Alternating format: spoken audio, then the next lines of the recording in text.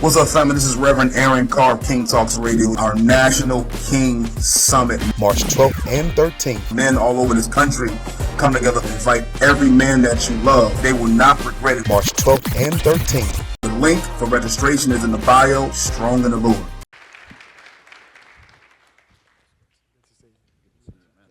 Thank you for joining us. Yeah, thanks for having me. So you were a weatherman? Yeah, I was. I think of. You got some jokes? I was gonna say you must be funny. You have some jokes? No. Everyone loves to say, it must be nice to have the only job where you can be wrong, and then they fill in the blank with whatever percentage they make up and keep your job. I kind of have a job like that too, but I used to give the sports guys a hard That's time. all I'm opinion. Like, hey, if you'll tell me who wins the Super Bowl, I'll tell you what the weather's going to be like tomorrow, because I can go bet on what you say. Right. Y'all been picking the Ravens to win Super Bowls, and it hadn't been working out. So,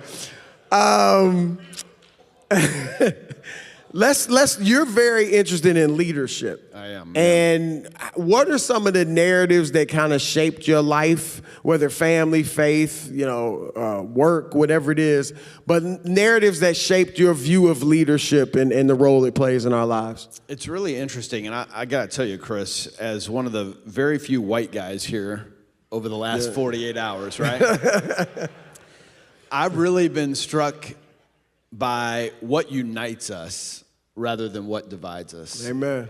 Amen. Man, I've got a lot in common. Every message has really struck me the last 48 hours because like you, when I was a boy, leadership meant being the boss, telling other people what to do, getting to do what I want.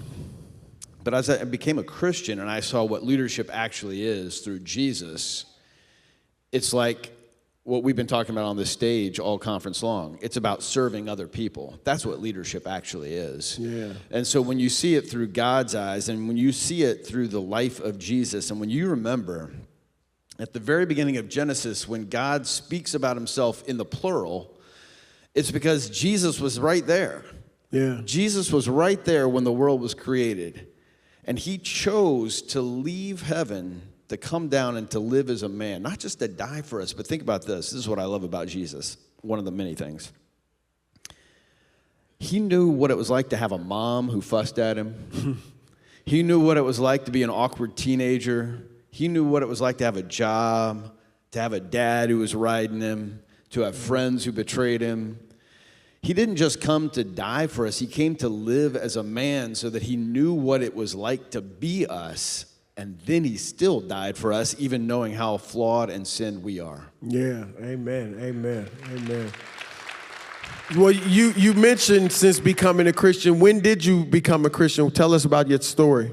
Yeah, I've got a story where I grew up in church. I like to think I was saved when I was in first grade. I went through a class and I said the prayer and all that. But it really became real for me in college. Okay. I got to college. I got plugged in with a good group of guys. Man, who you run with matters. Yeah. And I got plugged in with a guy who took me to Campus Crusade for Christ. And I went to their meeting and I thought, man, I've been in church my whole life and I've kind of been missing it.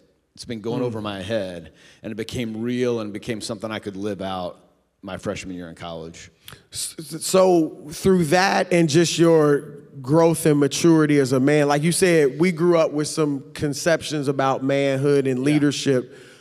What roles as a man and leader, father, have any of them you had to rethink or, as you've gotten older with your family? Yeah, I think all of them I've had to rethink. Looking at it through the lens of the Bible and through the lens of Jesus. What Dondre was saying earlier, I've got some news for you. Black wives aren't the only ones who love verbal skirmishes. White wives loves that stuff too. Amen. And how to lead as a husband and a father. I've got 3 boys. And my first grandson is due in 3 months. I'm about to become a grandfather for the first time. And something about my own grandfather really hit me as I became an adult. My grandfather was a great man. He was a college wrestler. He got a PhD from the University of Michigan. He taught anatomy, first in the Ivy Leagues, then he started at the University of Tennessee when they launched their anatomy program. And for years and years, my grandfather, I grew up in Memphis, Tennessee, and we had a minor league baseball team. And my grandfather, every night in the summer, would meet my mom, and I would hop out of her car, get in his car. He would take me to these minor league baseball games. And it didn't hit me till years later. I can't remember one thing that my grandfather and I talked about at those baseball games. But I spent hundreds and hundreds of hours sitting right next to him. And he made such a huge impact on my life. And it really crystallized when I heard this quote probably about 10, 15 years ago. It's my favorite non-biblical quote. It's from Maya Angelou. She said, "I have learned that people will not remember the things you said. They will not remember the things you did. They will only remember the way you made them feel." And my grandfather was this brilliant guy. Like, we couldn't let him play Trivial Pursuit in our family because he would just win the game in 6 questions, and it wasn't fun. And I sat next to him for hundreds of hours. I don't have a quote from him. I don't, right. But I know how he made me feel. He made me feel loved. He made me feel seen and heard and important. And he poured that into me as a boy. And I think that's what actual leadership is. How do you make other people feel? Do they feel seen and heard and loved in your presence? That's great. That's great. And what narratives, you mentioned your children, when they're growing up, what narratives do you want them to kind of think about as far as you and how you impacted their lives?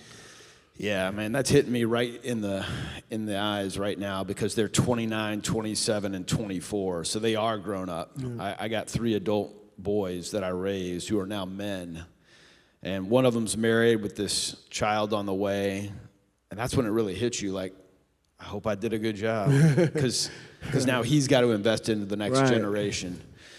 And so it's all about being seen and being loved. And I love another thing I love about Jesus is he boils it down and he makes it so simple, right? You can go to seminary and there's a lot of theology that goes over our heads and big words, and I don't understand all of that. But here's what Jesus said. When he was pressed, what's the law? And the law was 10 commandments and the first 5 books of the Bible, and everybody in his day was memorizing the whole first 5 books of the Bible, and they were trying to trip him up, and they said, what is the law? And he said it's 2 things, love God and love others. He boils it down to that simple message, and that's what I've tried to live out with my boys and my wife and everybody that I come in contact with, and that's what we try to do at the Do It Best Foundation. That's why I'm here today. Yeah. Because the Do It Best Foundation, we heard about this. We heard about what Chris was doing, and let me give Chris, you a shout out. You mentioned this in your last interview. You said, I got a platform. I got a job, but it's really a platform. But not everybody sees it that way. There are a lot of guys who have reached Chris's level of, I was on TV. I know what it takes to get to the national level. I didn't make it. A lot of guys do make it, and they don't use it as a platform. They don't invest back into others. So when I heard what you were up to, what you were doing, how you were investing into the lives of men, we wanted to be a part of that at the Do It Best Foundation because... Thank you for that, too. Yeah, I think a lot of our problems in the world start with the fact that we've got to step up as men.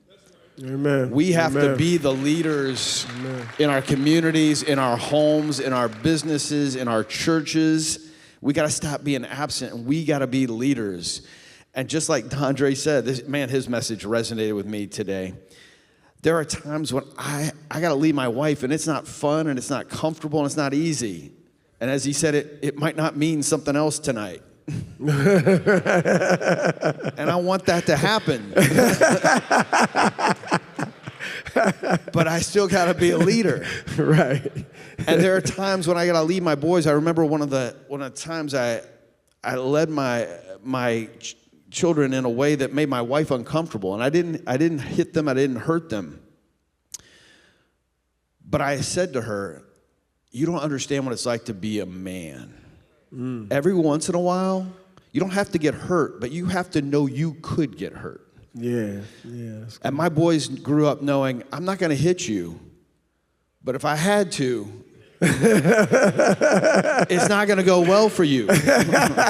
You're not going to win this. And it's important as men that sometimes we realize somebody out there could kick my butt. Yeah. No, that's good. I did get hit growing up, and it was good for me. Wait. Good. I got hit growing up too. I'm saying I didn't hit them growing up. I got hit. I grew up in the 70s too. Oh yeah, man.